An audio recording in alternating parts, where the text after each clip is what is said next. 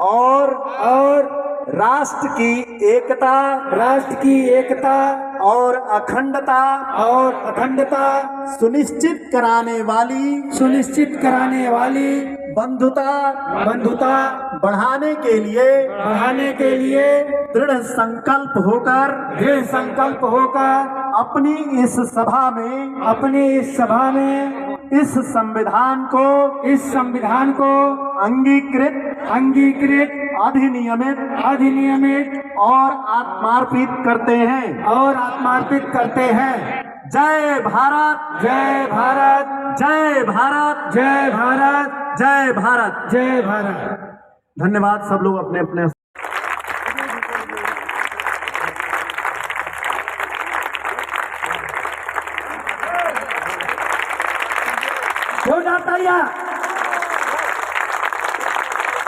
हाँ, भारत नेपाल मैत्री भारत नेपाल मैत्री जिंदाबाद। भारत नेपाल मैत्री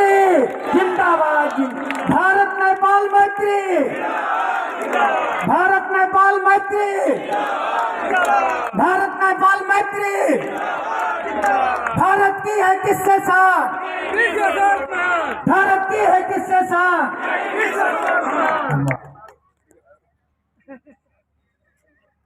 और तुरंत उनको सूचित करें या मंच पर सूचित करें। जोरदार तालियां।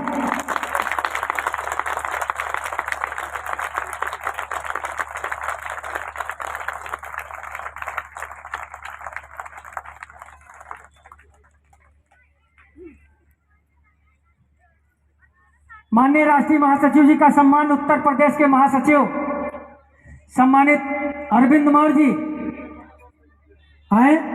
अगर कोई संविधान लिखा गया जो लोक कल्याणकारी हो, वो पत्थर पर लिखा गया लोहे की कलम से, और उसके बाद अगर वैसा ही संविधान लिखा गया तो कागज के पन्नों पर, जो आज भी संसद भवन में नाइट्रोजन गैस में रखा हुआ है, जिसकी चर्चा हम कर रहे हैं, ऐसे ही खुले धूल में ही शाम को कल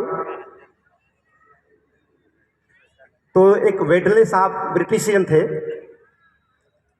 इन्होंने पाटलिपुत्रा की खोज की है, राजधानी की। वो खोज कर रहे थे कि पाटलिपुत्रा कहाँ है, क्लासिकल कैपिटल ऑफ अशोका कहाँ है। तो कोई चारा तो उनके पास था नहीं कि कहाँ है। तो हेनसांग फायान सिंह इनके यात्रा वृत्तांत और उसमें किए गए वर्णन के अलावा कोई दूसरा उपाय नहीं था। तो उसी के आधार पर जरीब से, जो लोहे की जरीब आती है, उससे उन्होंने पूरा नपवाया, कुशीनगर से कितनी दूरी है, बोधगया से कितनी दूरी है, उसके हिसाब से नाप के जब हम फाइनल हो गया कि this is the capital of Ashoka, तो उन्होंने अपना पूरा वस्त्र उतार दिया,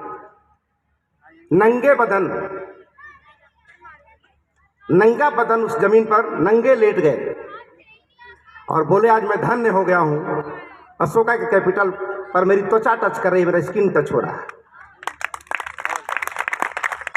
कल शाम को जब मैं यहां सोया था ऐसे खुले जमीन पे, तो इतने सारे लोग जो मेहनत कर रहे हैं, ये पूरे 28 साल के हमारे सारे कार्यकर्ताओं और पदाधिकारियों की तपस्या और 20-20 के जो स्मरण थे, याद आ रहे थे कि एक आदमी जब कुछ सोचता है तो उसका काम केवल सोचना होता है, पूरा वो नहीं करता है, पूरा प्रकृति उसे कर देती है। जैसा आप सोचते हैं वैसे ही लोगों से मुलाकात होना शुरू हो जाती है, वैसे ही लोगों से बात होना शुरू हो जाती है, वैसे ही लोगों से दोस्ती होना शुरू हो जाती है, और आप जो सोचे हैं एक दिन हो जाता, आपको पता भी नहीं चलता है। तो एक छोटे से गांव से हम लोग निकले थे, परम पूज्य सुभाष जी के नेतृत्व में। सोचा भी नहीं गया था कि हमने क्या सोचा है और क्या होने वाला है, लेकिन कहा जाता है कि जिस चाबी से ताला बंद होता है उसी चाबी से ताला खुलता भी है। बस फर्क क्या है? डायरेक्शन का। तो डायरेक्शन आज से 2000 साल पहले किसी ने ताला हमारा बंद कर दिया था, वो विचारों की चाबी थी। तो विचारों की चाबी से ही ताला बंद हुआ था और विचारों की चाबी से ही ताला फिर खुलेगा। विषमतावादी विचार से ताला बंद हो गया था और समतावादी विचार से ताला खुलेगा। आज इस जमीन पे हम लोग बैठे थे तो हमारे कुछ साथियों ने इसकी कल्पना की थी कोरोना कांड से पहले।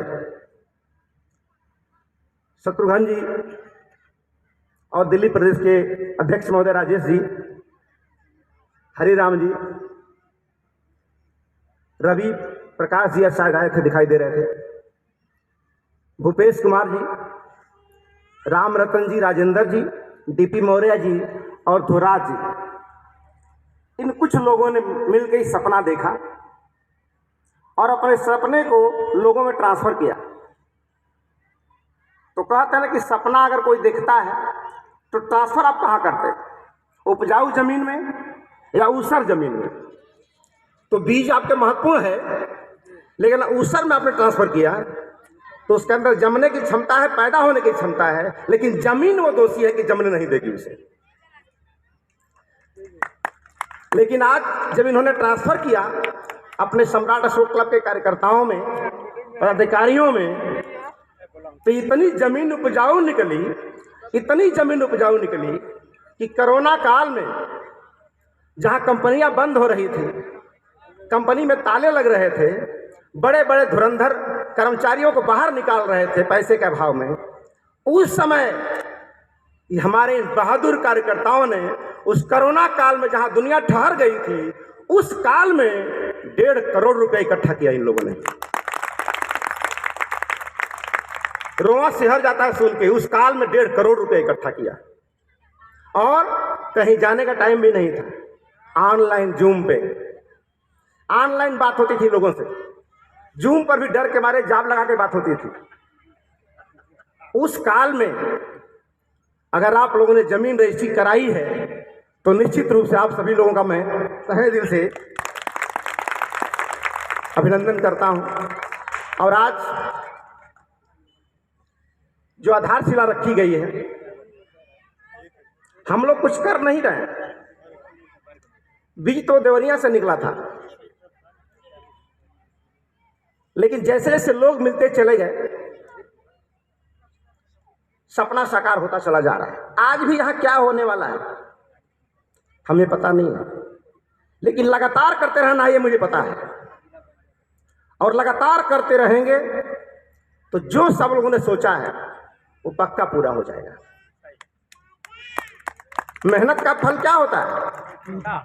मीठा। तो आप ही के लिए होता है, जो मेहनत करेगा उसके लिए होता है।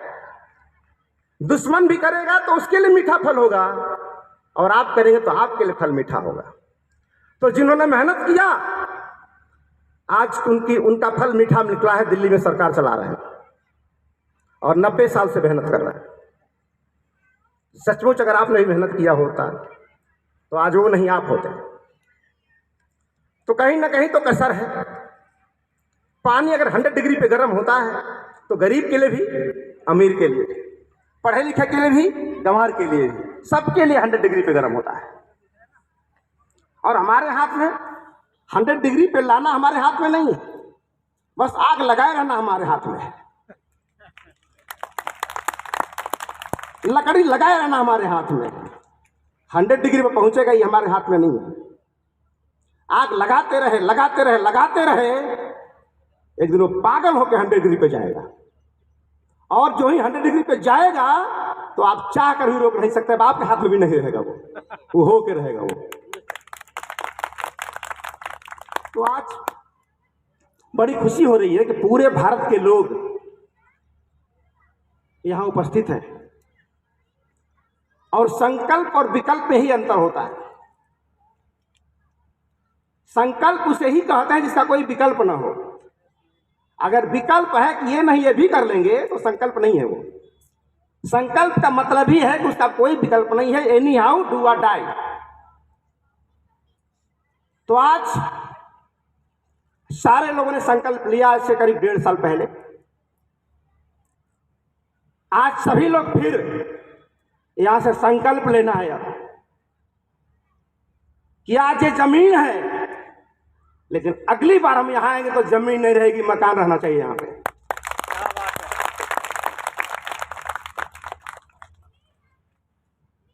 और सभी लोग, कोई आपको देखता नहीं है हम काम कर रहे कि नहीं कर रहे।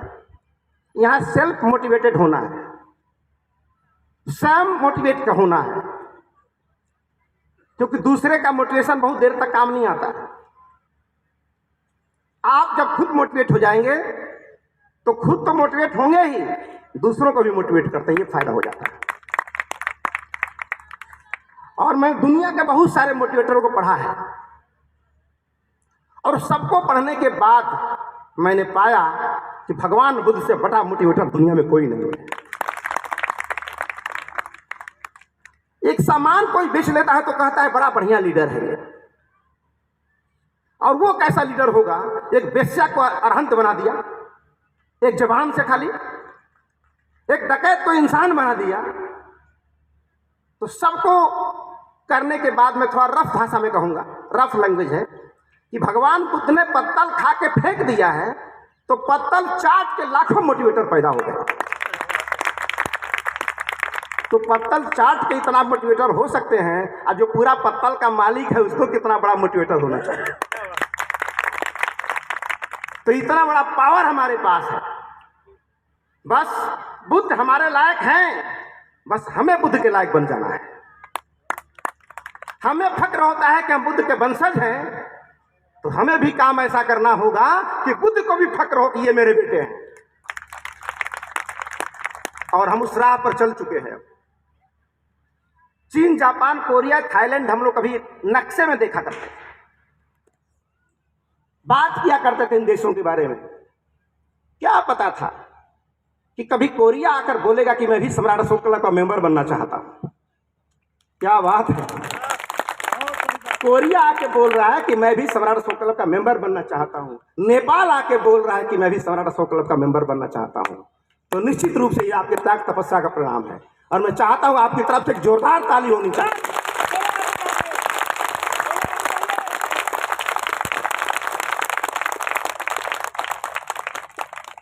तो आज हम लोग एक विषय है सफर शिलालेख से संविधान तक। दुनिया में, धरती में अगर कोई संविधान लिखा गया जो लोक कल्याणकारी हो, वो पत्थर पर लिखा गया लोहे की कलम से। और उसके बाद अगर वैसा ही संविधान लिखा गया तो कागज के पन्नों पर, जो आज भी संसद भवन में नाइट्रोजन गैस में रखा हुआ है, जिसकी चर्चा हम कर रहे हैं। तो आज हम अशोक की चर्चा करने वाले हैं। उसके पहले एक बात हमेशा ध्यान रखें, जो मैंने बोला है ये बार बार बोलना नहीं होगा, कि यहां से संकल्प लेके जाना है कि अगली बार हम लौटेंगे तो यहां जमीन नहीं रहनी चाहिए। हम लोग सुबह गए थे गढ़ी पे, गढ़ी का शिलालेख यहाँ पे मौजूद है। तो वहां से हमारे अध्यक्ष महोदय के माध्यम से हम लोग वहां से मट्टी लेकर आए, वहां से वो मट्टी हमारे प्राचीन इतिहास का प्रतीक है। और उस प्राचीन इतिहास को आज हमने नए इतिहास के साथ जोड़ दिया है। कहते हैं कि दूध ज्यादा होता है और जोरन कितना होता है? जोरन आप लोग समझते हैं, कहीं कहीं जामन बोलते हैं, कहीं कहीं जोरन बोलते हैं। दही को, दूध को दही बनाने के डाला जाता है। तो इतना जान लीजिए कि आज हम लोगों ने उस गढ़ी के मिट्टी को जोरन बना के यहां डाला है। और जोरन दही में बदल जाए, इसके लिए दूध गर्म होकर ठंडा होना तो जरूरी है ही है, लेकिन दूध का स्थिर होना बहुत जरूरी है। अगर रात भर दूध हिलाते रहेंगे तो जोरन डालने के बाद दही नहीं बनेगा। तो इससे क्या मैसेज मिला हमें कि अब हम लोग डाल दिया है जोरन, अब हमें स्थिर रहना है, भटकना नहीं है, इधर उधर बहकावे में नहीं आना है। इसलिए क्योंकि हमारा इतिहास लोक कल्याणकारी है, हमारा इतिहास समृद्धशाली है। समझ गए तो समझदार बन जाओगे, और समझा दोगे तो शासक बन जाओगे। अब यही कला हमें सीखनी है। और आज जो जमीन ली गई है, आने वाले भविष्य में हमारा रिसर्च सेंटर बनने वाली है, रिसर्च करने वाली है। क्योंकि भगवान बुद्ध के बाद जितने लोग कर रहे हैं वो सब रिसर्च कर रहे हैं। तो सर्च किसने किया था? तो दुनिया में जितना खोज करना था, जिसको सर्च करना बोलते हैं, वो भगवान बुद्ध ने कर दिया है। उसके बाद जितने लोग करेंगे वो रिसर्च कहलाएगा। भगवान बुद्ध ने जितना जगाना था दुनिया को, वो जगा दिया था। और उनके बाद अब जो जगाएगा उसे पुनर्जागरण कहा जाएगा। तो आज भगवान बुद्ध ने ऐसी दवाई खोजी थी, आज में आईएएस पैदा कर सकते हैं, एक पीसीएस पैदा कर सकते हैं, एक डॉक्टर पैदा कर सकते हैं, इंजीनियर पैदा कर सकते हैं। लेकिन आज भी हम इतना विकास के बावजूद एक अच्छा इंसान पैदा नहीं कर पा रहे हैं। क्यों नहीं पैदा कर पा रहे हैं? अभी आईएएस का पेपर आउट हो जाए और केवल आपको पता चल जाए तो कोशिश करेगा कि फुल मार्क पाए परीक्षा में, क्योंकि पेपर आउट हो चुका है। तो एक छोटी सी परीक्षा का पेपर आउट होता है, कितनी खुशी है। लेकिन भगवान बुद्ध ने आज से 2500 साल पहले एक अच्छा इंसान होने का पेपर आउट कर दिया था कि जिनको ये 5 प्रश्न हल कर देगा वो एक अच्छा इंसान बन जाएगा। और इतना पेपर आउट होने के बावजूद भी हम ऐसे डॉक्टर बन पाए जो बनने के बाद डॉक्टर किडनी निकाल रहे हैं, एक अच्छा आईएएस बन पाए, बनने के बाद घोटाला कर रहे हैं, नेता बन पाए, उसके बाद जाके क्या कर रहे हैं सब देख रहे हैं। यानी डिग्रियां हासिल वहां से कर लिया, वो पद हमने पा लिया, लेकिन इंसान हम बन नहीं पाए, क्योंकि भगवान बुद्ध को आज भी हम फॉलो नहीं कर पा रहे। तो भगवान बुद्ध प्रवचन की सामग्री नहीं है कि बड़ा अच्छा डॉक्टर साहब बोल रहे थे, मेरा अच्छा बोलने से क्या फायदा आपका होने वाला है? मैं अच्छा तैरता हूं तो पार मैं उतरूंगा, आप तो डूबी जाएंगे। तो भगवान बुद्ध ने कहा कि आप कितने ज्ञानी हो, कितना जानकार हो, यह 2 कौड़ी की बात है। रिजल्ट तो ज्ञानी होने से नहीं आएगा, रिजल्ट तो करने से आएगा। और आप सब लोगों ने ये 6 साथी खाली कह के छोड़ दिए होते, ये जमीन सामने होती, लेकिन जो हमने सुना उसको जाड़ा समझाना, गर्मी समझाना, बरसात समझाना, लागू कर दिया। ऐसे ऐसे लोग सहयोग किए हैं इस जमीन में कि सुन के रोआ सिहर जा रहा है। एक आदमी के पास 5563 रुपया नहीं था देने के लिए, आज मुझे खबर मिली है उस 5563 को पूरा कर अपनी मोटरसाइकिल बेच दिया उसने देने के लिए। आज खबर मिली है कि हमारे कार्यकर्ता किसी के घर गए थे, तो उनको पता चला कि 5563 देना है। वो घर में जाके पूरा जोड़ रहे थे, 5563 हुआ ही नहीं, 5563 हो ही नहीं रहा था। तो उनके पास एक गुल्लक रखा हुआ था, गुल्लक जिसमें 1-1 रुपया इकट्ठा किया गया था। उस व्यक्ति ने अपना गुल्लक तोड़ करके 5563 पूरा किया है। और आज जमीन तो रजिस्ट्री हो गई, लेकिन आज वो इंसान दुनिया में नहीं है। आज उसे खुशी हो रही होगी, देख रहा होगा भीड़, तो अच्छा लग रहा होगा कि मैं नहीं हूं, लेकिन जिस काम के लिए मैंने किया था वो काम पूरा हो गया। तो काम अगर बड़ा है तो शहीद तो होना ही पड़ेगा, रूप चाहे जो भी हो।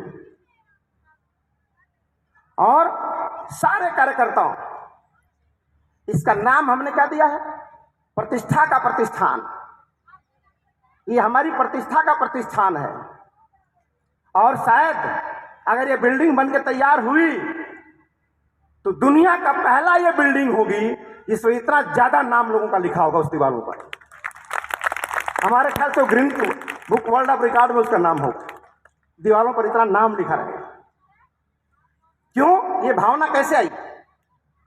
हमने कहा कि डॉक्टर सच्चिदानंद मौर्य तो यहाँ बोल रहे हैं, सब लोग जान जाएंगे ये आदमी है, लेकिन जो यहाँ दर्री बिछा रहा उसको कौन जानता होगा? जो पानी हमारा भाई पी रहा उसको कौन जानता होगा? जो हमारा लड़किया मौसम में रात को ठंडे में चौकी के नीचे सोता होगा उसको कौन जानेगा? तो सबका नाम इस इतिहास में दर्ज होना चाहिए, वो चाहे चौकी के नीचे वाला हो चाहे चौकी के ऊपर वाला हो।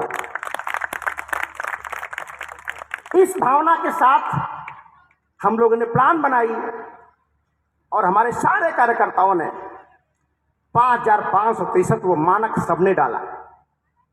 और ये प्रेरणा कहां से मिली? मैं रोज अपने स्पीच में बोलता था कि इतिहास का छात्र बनने के साथ साथ इतिहास का पात्र बनने की भी कोशिश करो। तो आज वो जितने नाम छप गए हैं उस लिस्ट में, वो सारे लोग इतिहास का पात्र बन चुके हैं। अब उन्हें पढ़ा जाएगा आने वाले समय में।